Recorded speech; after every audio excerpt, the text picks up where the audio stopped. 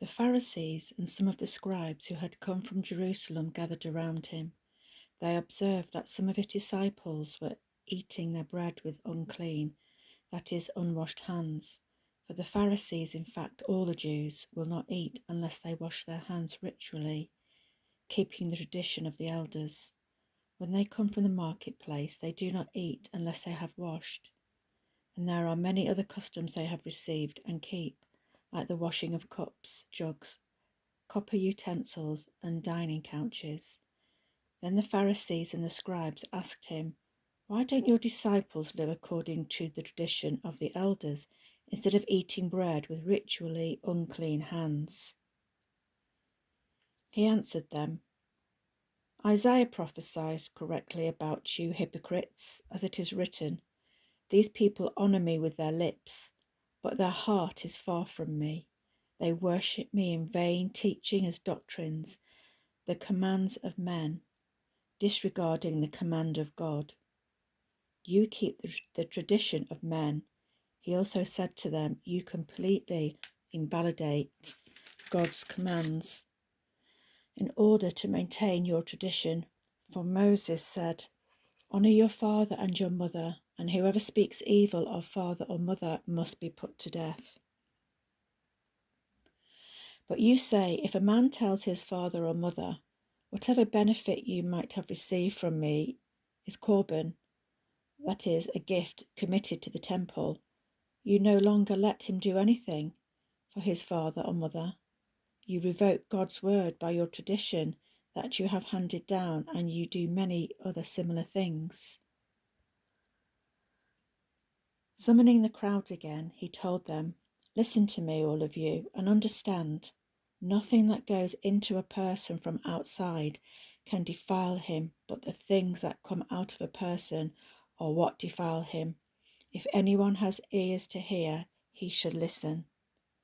When he went into the house away from the crowd, the disciples asked him about the parable, and he said to them, "Are you also as lacking in understanding? Don't you realize that nothing going into a man from the outside can defile him, for it doesn't go into his heart, but into the stomach and is eliminated? As a result, he made all foods clean."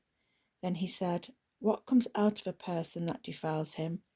From within, out of people's hearts, come evil thoughts, sexual immoralities, thefts, murders, adulteries, greed, evil actions, deceit, lewdness, stinginess, and blasphemy, pride and foolishness.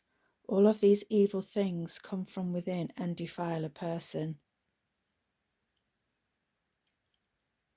He got up and departed from there to the region of Tyre and Sidon. He entered a house and did not want anyone to know it, but he could not escape notice.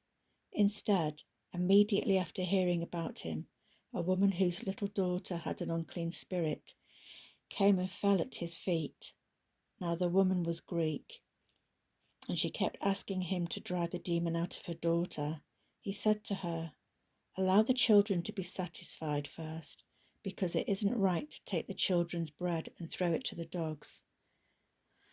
But she replied to him, "Lord, even the dogs under the table eat the children's crumbs."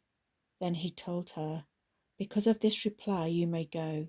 The demon has gone out of your daughter." When she went back to her home, she found her child lying on the bed, and the demon was gone. Again, leaving the region of Tyre, he went by way of Sidon to the Sea of Galilee, through the region of the Decapolis. They brought to him a deaf man who also had speech difficulty, and begged Jesus to lay his hands on him. So he took him away from the crowd privately. After putting his fingers in the man's ears and spitting, he touched his tongue. Then looking up to heaven, he sighed deeply and said to him, "Ephphatha," that is, "be opened." Immediately his ears were opened, his speech difficulty was removed, and he began to speak clearly. Then he ordered them to tell no one. But the more he would order them, the more they would proclaim it. They were extremely astonished and said, "He has done everything well. He even makes deaf people hear and people unable to speak talk.